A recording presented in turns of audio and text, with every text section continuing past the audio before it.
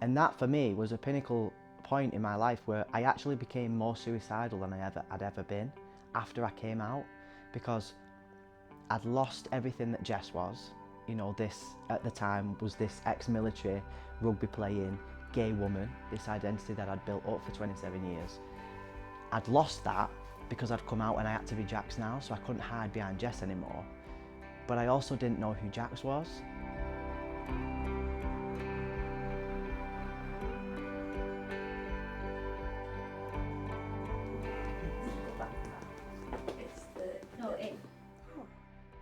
Well, my name is Jaxon, and about 2 years ago now, this month, I began my journey to transition from female to male. I met Jax when I stumbled across him on Instagram, and obviously being from my community, it's a massive umbrella of loads of wonderful people from all different sub-communities, but we all come together for the same end goal. So I'm going to put that we're going to treat the jawline, the chin. Okay, well, first thing we're going to do is we're going to have our consultation with him. Now, we're prepared, we've had that already, but we're going to make sure that we know exactly what Jax wants to achieve. So what I'm proposing we do is bring this out. Bring this. It is a niche market. I'll tell you now, if you Google dermal fillers, you'll never see a picture of a man's face. I guarantee that's going to change in the next decade. Yeah, because you've got that little thing of skin there. We can tighten that with some PDO threads, you know. We can tighten it up, but let's see what the filler does first, because as I pull this skin out, that should lift it a little bit, but we can tighten with it. I just think that it's so important for children and adults in this day and age who grew up without that visibility to be able to see someone on screen and think, that's me. And for me, I thought that was it, you know. I'm a freak, no one's ever going to want to be in a relationship with me, I can't do my job anymore, I can't be a prison officer anymore, you know, my mum and dad there's going to be this distance between my family, and I've always been so close to them. And because of that, I reached a point where I was at the point ready to take my own life instead. And it shouldn't be so scary to just be yourself. That shouldn't be the case. You know, it shouldn't be so frightening to say, this is who I am and this is how I feel. So we're going to use a 50mm cannula, which is a blunt tip instrument. I'm going to make some little holes so that a cannula can thread through, and I'm going to work forwards and backwards. For safety aspect, the cannula is the instrument of choice because it's much safer, much less risk of anything damaging your blood vessels, so that's good news. What we're going to do is chisel the jawline, and this is going to give his face less of a heart shape, and it's going to give it a more chiseled appearance. He's actually got a great tattoo, so I'm going to try and enhance the jaw. So, when I say deep breath in, I want you to breathe through your nose, as deeply as you can. 1, 2, 3, deep breath in. Well done. I think for both trans men and trans women, aesthetics is massive, but with trans women, they go into that female role, so aesthetics is much more readily accessible to them visibly through social media, through everything. I think for a transgender man, they wouldn't necessarily be aware of that or even think of it, but more so would go down the surgery route, whereas aesthetics can be as powerful visually to your face, that, you know, it just needs to be more put out there as a resource for them to be able to go, oh, I could do that, oh, I need that. Whereas I think if you think about estheticians across the country, or nurses or injectors or whatever the case might be, their clientele will primarily be women. You've got a ledge now, so I like doing filler because it's instant, and then this filler's going to grab hold of water molecules and it's going to expand a little bit as well. So all they are experienced in is women.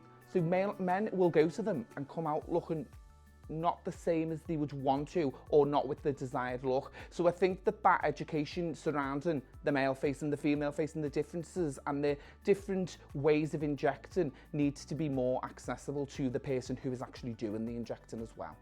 So for me to be able to give Jax something like that, it's like giving somebody a gift. It's a great feeling as a practitioner, because this is the serious side of aesthetics.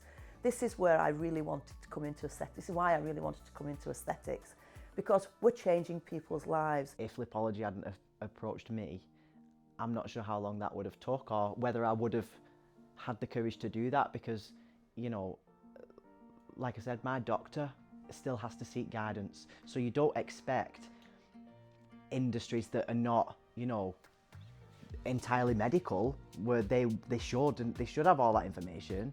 In industries where they are going to be lacking that information even more, it makes you think it's, you know, it's risky territory. You don't want to sort of go down that path, and when things don't come into people's lives or into people's businesses, or, you know, if they're not made aware of it and they've not got experience of it, then they don't learn and they can't learn, and that's obviously a worry for people like me, and it should be a concern for businesses and people working within the aesthetics industry, because one day you will have someone come in and go, I want this. And do you want to be the person who helps that person fly, or do you want to be someone who completely destroys that person's, you know, image and thoughts of what they could have had? The combo. That's really nice. But even that one, see how you pull the jacket right over? So the reason that we need to tailor treatments to clients' specific requirements is because we can't do something that we would class as a cookbook treatment. For Jax, I kind of had an idea when he started to talk to me about his journey so far, about the kind of thing that we could achieve, and I would show him some photographs. The ideal look that I desired, and then with Kath's experience and knowledge, she explained with me how that would happen, what would look best on my face. And then we would discuss where we could go with it. And also, I think it's really important that we explain to our clients that it's a journey. It's a marathon, not a sprint, is probably one of the most common phrases that I use. The procedure, in my experience, took about 4 months. Kath explained to me how important it was to build it up and to leave that time between sessions, and explain that it would be, you know, a little bit swollen in between, and to try and, you know, take that as it comes and not let it freak you out. The male market is growing. It's one of the fastest growing markets in our sector, but at the moment it's very niche, and we're hoping to really promote that through things like videos like this. This whole experience for me has been bittersweet, because it's very similar to transitioning in the first place. Myself and my family and my friends were all very naive, in a sense that they thought that was it. You know, you should be happy now. You've come out, you've made that decision, we all accept it, move forward. But in that situation, I had then made that decision.